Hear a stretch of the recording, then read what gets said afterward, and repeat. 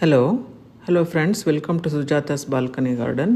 ನಾನಿವಾಗ ಹಾಕ್ತಾ ಇರೋದು ಮಸ್ಟರ್ಡ್ ಕೇಕ್ ಪೌಡರ್ ಮತ್ತು ಸ್ಯಾಂಡ್ ಮತ್ತು ಗೊಬ್ಬರ ಮಿಕ್ಸ್ ಮಾಡ್ತಾಯಿದ್ದೀನಿ ಮಣ್ಣಿಗೆ. ಒಂದು ಚೀಲ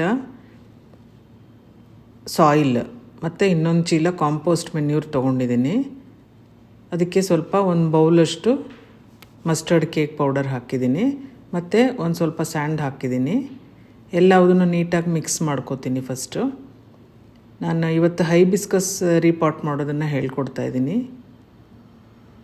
hello friends, welcome to Sujatha's balcony garden. ಹೀಗೆ ನೀಟಾಗಿ ಮಿಕ್ಸ್ ಮಾಡ್ಕೋಬೇಕು. ಹೈಬಿಸ್ಕಸ್ಗೆ ರೀಪಾಟ್ ಮಾಡೋವಾಗ ಮಣ್ಣು ಯಾವಾಗಲೂ ಪೋರಸ್ ಆಗಿರಬೇಕು ಅಂತ ಅಂದರೆ ಎರಡೂ ಈಕ್ವಲಿ ಮಿಕ್ಸ್ ಮಾಡ್ಕೋಬೇಕು. ನಾನು ಯಾವಾಗಲೂ ಒಂದು ಚೀಲ ಅದು ತೊಗೊಂಡ್ರೆ ಒಂದು ಬ್ಯಾಗ್ ಕಾಂಪೋಸ್ಟ್ ಮೆನ್ಯೂರ್ ತೊಗೊಂಡ್ರೆ ಒಂದು ಬ್ಯಾಗ್ ಸಾಯಿಲ್ ತೊಗೊಳ್ತೀನಿ. ಜೊತೆಗೆ ಅದಕ್ಕೆ ಯಾವುದಾದ್ರೂ ಗೊಬ್ಬರ ಮಿಕ್ಸ್ ಮಾಡ್ಕೋತೀನಿ. ಇದು ನೋಡಿ ಪಾಟ್ ತೊಗೊಂಡಿದ್ದೀನಿ. ಅದಕ್ಕೆ 2 ಹೋಲ್ ಮಾಡಬೇಕು. ಮಾಡಿಬಿಟ್ಟು ಈ ಥರ ತೆಂಗಿನಕಾಯ್ದು ಸುಲಿದಿರೋದು ಸಿಪ್ಪೆ ಬರುತ್ತೆ ನೋಡಿ, ಅದನ್ನು ಹಾಕ್ಕೊಳ್ತೀನಿ ನಾನು ಯಾವಾಗ್ಲೂ. ಯಾಕೆ ಅಂದರೆ ಅದು ನೀರು ನೀಟಾಗಿ ಹರಿದು ಹೋಗೋದಕ್ಕೆ ಸಹಾಯ ಮಾಡುತ್ತೆ. ವಾಟರ್ ಡ್ರೈನ್ ಔಟ್ ಆಗುತ್ತೆ ನೀಟಾಗಿ. ಸೊ ಅದಕ್ಕೋಸ್ಕರ ನಾನು ಅದನ್ನೇ ಪ್ರಿಫರ್ ಮಾಡೋದು ಯಾವಾಗ್ಲೂ.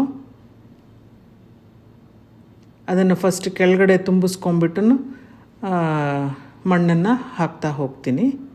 ಇದು ದೊಡ್ಡದಾಗಿರೋದ್ರಿಂದ ಸ್ವಲ್ಪ ಪಾಟು ಮಣ್ಣು ಜಾಸ್ತಿ ಹಿಡಿಸುತ್ತೆ. ಇವಾಗ ನೋಡಿ, ಒಂದು ಚಿಕ್ಕ ಪಾಟಲ್ಲಿ ಇದ್ದಿದ್ದನ್ನು ಹೈಬಿಸ್ಕಸ್ ನಾನು ದೊಡ್ಡ ಪಾಟ್ಗೆ ಹಾಕ್ತಾಯಿದ್ದೀನಿ. ಸೊ ಅದರ ರೂಟ್ ಏನು ಪ್ರೋನ್ ಮಾಡೋದಿಲ್ಲ ನಾನು, ಯಾಕೆ ಅಂದರೆ ಅದಕ್ಕೆ 1 ವರ್ಷ ಅಷ್ಟೇ ಆ ಗಿಡಕ್ಕೆ ಆಗಿರೋದು. ಸೊ ಹಾಗೆ ಹಾಕ್ಕೊಳ್ತೀನಿ. ಚಿಕ್ಕ ಪಾಟಿಂದ ದೊಡ್ಡ ಪಾಟ್ಗೆ ಹಾಕ್ತಾಯಿದ್ದೀನಿ. ಇಲ್ಲಿ ನೋಡಿ, ನಾನು ಹಾಕ್ತಾ ಇರೋ ಇದರಲ್ಲಿ ಮಣ್ಣು ಮತ್ತು ಗೊಬ್ಬರ 2 ಈಕ್ವಲಿ ಮಿಕ್ಸ್ ಮಾಡಿರೋದ್ರಿಂದ ಅದು ಸಾಯಿಲ್ ಒಂಥರ ಬ್ಲ್ಯಾಕಿಶ್ ಆಗಿದೆ. ಹೀಗೆ ನೀಟಾಗಿ ಮಿಕ್ಸ್ ಮಾಡ್ಕೊಳ್ತೀನಿ. ಮತ್ತು ನನಗೆ ಬೇಕಂದರೆ ಇನ್ನೂ ಒಂದು ಸ್ವಲ್ಪ ಗೊಬ್ಬರ ಜಾಸ್ತಿ ಮಿಕ್ಸ್ ಮಾಡಿಕೊಂಡೆ ನಾನು ರೀಪಾಟ್ ಮಾಡೋದು.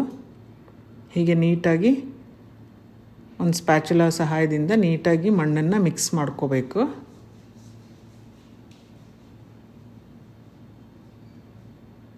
ನೆಕ್ಸ್ಟ್ ಇವಾಗ ಒಂದು ಚಿಕ್ಕ ಪಾಟ್ಗೆ ಹಾಕ್ತಾಯಿದ್ದೀನಿ. ಅದಕ್ಕೂ ಅದೇ ಪ್ರೊಸೀಜರ್. ಫಸ್ಟು ತೆಂಗಿನ ಸಿಪ್ಪೆದು ನಾರನ್ನ ಹಾಕ್ಕೋಬೇಕು.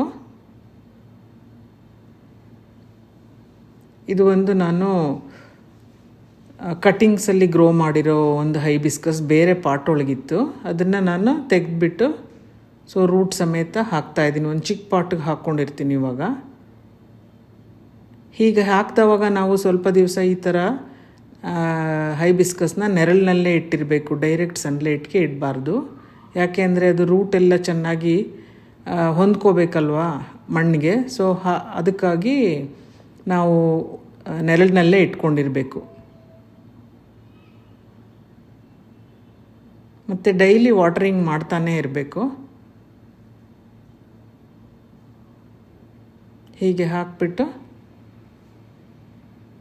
ರೀಪಾಟ್ ಮಾಡಾದ ತಕ್ಷಣ ಸ್ವಲ್ಪ ನೀರು ಹಾಕಬೇಕು. ಯಾವುದೇ ರೀಪಾಟ್ ಮಾಡಲಿ.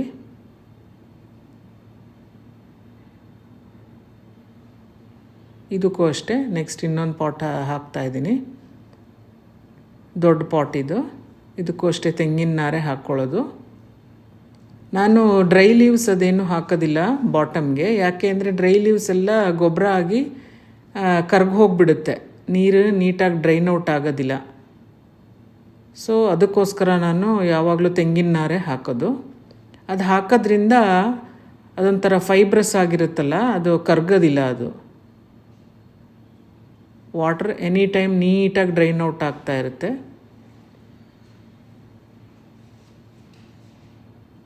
ಇದು ದೊಡ್ಡ ಪಾಟ್ ಆಗಿರೋದ್ರಿಂದ ನಾನು ಅರ್ಧಕ್ಕರ್ಧ ಮಣ್ಣು ತುಂಬಿಸ್ಕೊಳ್ತೀನಿ. ಇದು ಒಂದು ನರ್ಸರಿನಲ್ಲಿ ತಂದಿರೋ ಒಂದು ಪ್ಲ್ಯಾಂಟ್ ಇದು. ಇದನ್ನು ರೀಪಾಟ್ ಮಾಡ್ಕೋತಾ ಇದ್ದೀನಿ. ಆ ಮಣ್ಣೇನು ತೆಗೆಯೋದಿಲ್ಲ ನಾನು, ಹಾಗೆ ಹಾಕ್ಕೊಳ್ತೀನಿ. ಹೀಗೆ ಹಾಕ್ಕೋಬೇಕು. ನರ್ಸರಿಯಿಂದ ತಂದಿರೋ ಪಾಟ್ ಇದು. ಅದಕ್ಕೂ ಸೇಮ್ ಪ್ರೊಸೀಜರೇ ಫಾಲೋ ಮಾಡಬೇಕು. ಹೀಗೆ ಮಣ್ಣು ತುಂಬಿಸ್ಕೊಂಡು ಗ್ಯಾಪ್ ಎಲ್ಲ ನೀಟಾಗಿ ಕವರ್ ಮಾಡ್ಕೋಬೇಕು. ಯಾವುದೇ ಹೈಬಿಸ್ಕಸ್ ಪ್ಲ್ಯಾಂಟ್ ಆಗಲಿ ನಾವು ಹಾಕಿದ ತಕ್ಷಣ ಅದರ ಕೇರ್ ತೊಗೊಳ್ಳೋದನ್ನ ಬಿಟ್ಬಿಡಬಾರ್ದು. ಹೈಬಿಸ್ಕಸ್ ತುಂಬ ಕೇರ್ ತಗೊಳ್ಳೋವಂಥ ಪ್ಲ್ಯಾಂಟು. ನಾವು ಒಂದು ವೀಕ್ ಅದು ನೋಡೋದು ಬಿಟ್ಟರೆ ರೋಗ ಹತ್ಕೊಂಡಿರುತ್ತೆ. ಸೊ ತುಂಬ ಕೇರ್ ತೊಗೋಬೇಕು ಹೈಬಿಸ್ಕಸ್ಗೆ. ಎವ್ರಿ 15 ಡೇಸ್ ಏನಾದರೂ ಒಂದು ಗೊಬ್ಬರ ಕೊಡ್ತಾನೆ ಇರಬೇಕು. ಆವಾಗಲೇ ಅದು ಕಂಟಿನ್ಯೂಸ್ ಆಗಿ ಹೂ ಬಿಡೋದು. ಇಲ್ಲ ಅಂತ ಅಂದರೆ ಹೂ ಬರಲ್ಲ. ಏನಾದರೂ ಹೂ ಬಂದು ನಿಂತು ಹೋಯ್ತು ಅಂದಾಗ ಲೈಟಾಗಿ ಪ್ರೋನ್ ಮಾಡ್ಕೋಬೇಕು ಗಿಡನ. ಯಾವುದಾದ್ರೂ ಒಂದು ಗೊಬ್ಬರ ಕೊಟ್ಕೋಬೇಕು. ಹಾಗಿದ್ದವಾಗ ಕಂಟಿನ್ಯೂಸ್ ಆಗಿ ಹೂ ನಿಲ್ಲದೆ ಬಿಡ್ತಾನೆ ಇರುತ್ತೆ. ನಾನು ಆ ಪ್ರೊಸೀಜರ್ ಫಾಲೋ ಮಾಡೋದ್ರಿಂದನೇ ನನ್ನ ಗಿಡದಲ್ಲಿ ಯಾವಾಗಲೂ ಹೂಗಳು ತುಂಬಿ ತುಳುಕ್ತಾ ಇರುತ್ತೆ. ನೋಡಿ, ಹೀಗೆ ಮಣ್ಣನ್ನೆಲ್ಲ ನೀಟಾಗಿ ಗ್ಯಾಪ್ ಕವರ್ ಮಾಡಿಕೊಂಡು ಫಿಲ್ ಮಾಡ್ಕೋಬೇಕು. ಸೊ ರೀಪಾಟ್ ಮಾಡಾಯ್ತು. ಇದು ಒಂದು ಚಿಕ್ಕ ಪಾಟ್. ನಮ್ಮಲ್ಲಿ ನಾವು ಮನೆ ಕಟ್ಟುವಾಗ ಮಿಕ್ಕಿರೋ ಪೇಂಟ್ ಡಬ್ಬಿಗಳಿಗೆಲ್ಲ ನಾನು ಗಿಡಗಳನ್ನ ಹಾಕ್ಬಿಟ್ಟಿದ್ದೀನಿ. ಯಾಕೆಂದರೆ ಪೇಂಟ್ ಡಬ್ಬಿ ಗಟ್ಟಿಯಾಗಿರುತ್ತೆ. ಸೊ ಹೈಬಿಸ್ಕಸ್ ಪ್ಲ್ಯಾಂಟಿಗೆ ತುಂಬ ಚೆನ್ನಾಗಿರುತ್ತೆ ಅದು. ಅಟ್ಲೀಸ್ಟ್ ಒಂದು 4 to 5 ಇಯರ್ಸ್ ಅದರಲ್ಲಿ ರಿಟೈನ್ ಮಾಡ್ಕೋಬೋದು. ಆ ಒಂದು ರೀಸನ್ಗೋಸ್ಕರ ಅದನ್ನು ಬಿಸಿಲನ್ನು ತಡೆಯುತ್ತೆ ಅದು ಪೇಂಟ್ ಡಬ್ಬಿ. ಸೊ ಹೀಗೆ ಮಣ್ಣು ತುಂಬಿಸ್ಕೊಂಡು, ಪಾಟ್ ದೊಡ್ಡದಾಗಿದ್ದರೆ ಸ್ವಲ್ಪ ಅರ್ಧನೇ ಮಣ್ಣು ತುಂಬಿಕೊಂಡ್ರೆ ಆಗುತ್ತೆ, ಗೊಬ್ಬರ ಮಿಶ್ರಿತ ಮಣ್ಣನ್ನು.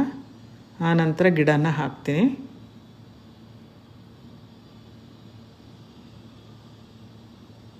ಯಾವುದೇ ಕಾರಣಕ್ಕೂ ನಾನು ಎಲೆ ಅದೆಲ್ಲ ಬಾಟಮ್ಗೆ ಹಾಕೋದಿಲ್ಲ. ಯಾಕೆ ಅಂದರೆ ಅದು ನೀರು ಡ್ರೈನ್ ಔಟ್ ಆಗೋದಿಲ್ಲ ಆ ಥರ ಹಾಕೋದ್ರಿಂದ. ನೀರು ಕ್ರಮೇಣ ನೀರು ಕಟ್ಕೊಳ್ಳುತ್ತೆ ಅದು. ಯಾಕೆ ಅಂದರೆ ಲೀವ್ಸ್ ಎಲ್ಲ ಅದು ಕರಗ್ಬಿಟ್ಟು ಗೊಬ್ಬರ ಆಗಿ ಹೋಗುತ್ತೆ. ನಾನು ಯಾವಾಗಲೂ ತೆಂಗಿನ ನಾರನ್ನೇ ಉಪಯೋಗಿಸೋದು.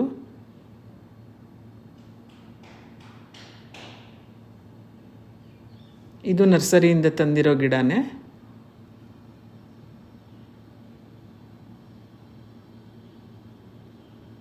ಹೀಗೆ ನೀಟಾಗಿ ಮಣ್ಣನ್ನು ತುಂಬಿಸ್ಕೊಂಡು ರೀಪಾಟ್ ಮಾಡಬೇಕಾಗುತ್ತೆ. ವೀಕ್ಲಿ ಒನ್ಸ್ ಆದರೂ ನಾವು ಬೇಕಿಂಗ್ ಸೋಡಾ, ನೀಮ್ ಆಯಿಲ್ ಸ್ಪ್ರೇನ ಮಾಡ್ತಾನೇ ಇರಬೇಕು. ಯಾಕೆ ಅಂದರೆ ಅದನ್ನು ಸ್ಪ್ರೇ ಮಾಡೋದ್ರಿಂದ ಗಿಡಗಳು ಹೆಲ್ದಿಯಾಗಿರುತ್ತೆ. ಹೂ ಬರೋದಕ್ಕೂ ಅದು ಸಪೋರ್ಟ್ ಮಾಡುತ್ತೆ. ಹೂಗಳು ಚೆನ್ನಾಗಿ ಬರೋದಕ್ಕೂ ಸಪೋರ್ಟ್ ಮಾಡುತ್ತೆ ನೀಮ್ ಆಯಿಲ್ ಸ್ಪ್ರೇ. ಮತ್ತು ಕೆಲವೊಂದು ಸಾರಿ ನಾನು ಬೆಕಾಸೂಲ್ಸ್ನ ಟ್ಯಾಬ್ಲೆಟ್ಸ್ನ ವಾಟ್ರಲ್ಲಿ ಮಿಕ್ಸ್ ಮಾಡಿ ಹಾಕ್ತಾ ಇರ್ತೀನಿ. ಇಲ್ಲಾಂದರೆ ಬನಾನಾ ಪೀಲ್ ಲಿಕ್ವಿಡ್ ಇದರಲ್ಲೂ ಮಿಕ್ಸ್ ಮಾಡ್ತಾ ಇರ್ತೀನಿ. ಕೆಲವೊಂದು ಸಾರಿ ಎಗ್ ಶೆಲ್ ಪೌಡ್ರ್ ಜೊತೆ ಬೆಕಾಸೂಲ್ಸ್ ಬಿ ಕಾಂಪ್ಲೆಕ್ಸ್ ಟ್ಯಾಬ್ಲೆಟ್ನ ಹಾಕ್ತಾ ಇರ್ತೀನಿ. ಸೊ ಅದೆಲ್ಲ ವೀಕ್ಲಿ ಒನ್ಸ್ ಅಥವಾ 15 ಡೇಸ್ ಗ್ಯಾಪಲ್ಲಿ ಹಾಕೋದ್ರಿಂದ ಗಿಡಗಳು ಹೆಲ್ದಿಯಾಗಿರುತ್ತೆ. ಹೂಗಳನ್ನ ಕೊಡ್ತಾ ಇರುತ್ತೆ ಕಂಟಿನ್ಯೂಸ್ ಆಗಿ. ಸ್ಟಾಪ್ ಆಗೋದಿಲ್ಲ, ಯಾವುದೇ ಸೀಸನ್ ಆಗಲಿ ಸ್ಟಾಪ್ ಆಗೋದಿಲ್ಲ.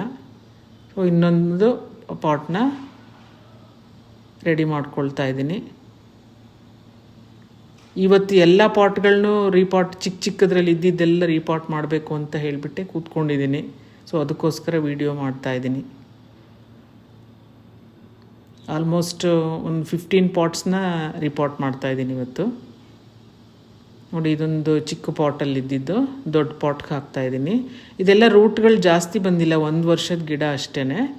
ಸೊ ಅದಕ್ಕೋಸ್ಕರ ಹಾಗೇ ಹಾಕ್ತಾಯಿದ್ದೀನಿ. ರೂಟ್ ಎಲ್ಲ ಜಾಸ್ತಿ ಬಂದಿದ್ರೆ 4 to 5 ಇಯರ್ಸ್ ಆಗಿದ್ದರೆ ರೂಟ್ನ ಸ್ವಲ್ಪ ಕಟ್ ಮಾಡಿಬಿಟ್ಟು ಗಿಡ ಹಾಕಬೇಕಾಗತ್ತೆ. ಇದು ರೂಟ್ಸ್ ಎಲ್ಲ ಜಾಸ್ತಿ ಬಂದಿಲ್ಲ, ಅದಕ್ಕೋಸ್ಕರ ನಾನು ಹಾಗೆ ಹಾಕ್ತಾಯಿದ್ದೀನಿ.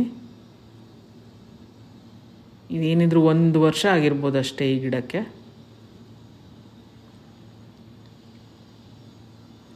ಪಾಟ್ ದೊಡ್ಡದಾಗಿರೋದ್ರಿಂದ ರೂಟೆಲ್ಲ ತೆಗಿಬೇಕಾಗಿಲ್ಲ.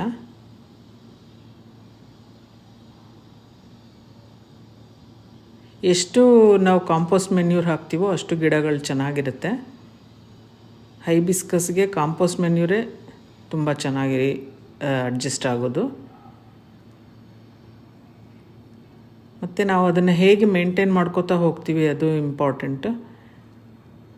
ಡೈಲಿ ವಾಟ್ರಿಂಗ್ ಮಾಡ್ತಾನೆ ಇರಬೇಕು. ಅದು ಜಾಸ್ತಿನೂ ಇರಬಾರ್ದು, ತುಂಬ ಕಡಿಮೆನೂ ಇರಬಾರ್ದು.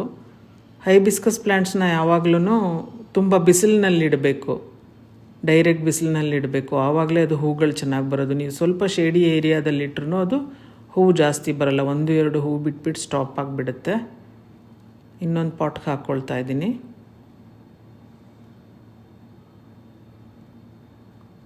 ನೋಡಿದ್ರಲ್ಲ ಫ್ರೆಂಡ್ಸ್, ನೀವು ಇದೇ ರೀತಿ ಫಾಲೋ ಮಾಡಿದ್ರೆ ನೀವು ನನ್ನ ಗಿಡದಲ್ಲಿ ಹೂ ಬಿಡೋ ಥರನೇ ನಿಮ್ಮ ಗಿಡದಲ್ಲೂ ಬಿಡೋ ಥರ ಮಾಡ್ಕೋಬಹುದು. ಇದು ನರ್ಸರಿಯಿಂದ ತಂದಿರೋ ಪ್ಲ್ಯಾಂಟ್ ಇದು. ಸೊ ಎಲ್ಲದನ್ನು ಒಂದೇ ದಿವಸ ರೀಪಾಟ್ ಮಾಡ್ಕೋಬೇಕು ಅಂತ ಹೇಳಿ ನಾನು ಮಾಡ್ತಾಯಿದ್ದೀನಿ. ಸೊ ಜೊತೆಗೆ ನೀವು ಕೇಳ್ತಾ ಇದ್ರಿ ಅಲ್ವಾ ವಿಡಿಯೋ ಮಾಡಿ ಅಂತ, ನೀವು ನೋಡಿದಾಗುತ್ತೆ ಅಂತ ಈ ವಿಡಿಯೋನ ಮಾಡ್ತಾಯಿದ್ದೀನಿ. ನಿಮಗೆ ಇಷ್ಟ ಆಗುತ್ತೆ ಅಂತ ಅಂದ್ಕೊಂಡಿದ್ದೀನಿ. ಎಲ್ಲೂ ಸ್ಕಿಪ್ ಮಾಡ್ದೇ ವಿಡಿಯೋನ ಕಂಪ್ಲೀಟಾಗಿ ನೋಡಿ. ಐ ಥಿಂಕ್ ನಿಮಗೂ ಹೆಲ್ಪ್ ಆಗುತ್ತೆ.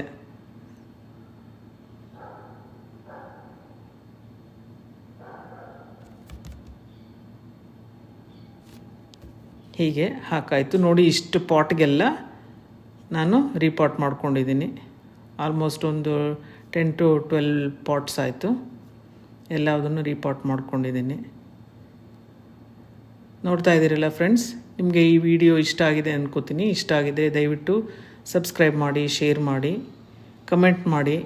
ನಿಮ್ಮ ಅನಿಸಿಕೆನ ಕಮೆಂಟ್ ಬಾಕ್ಸಲ್ಲಿ ಹೇಳಿ. Thank you very much.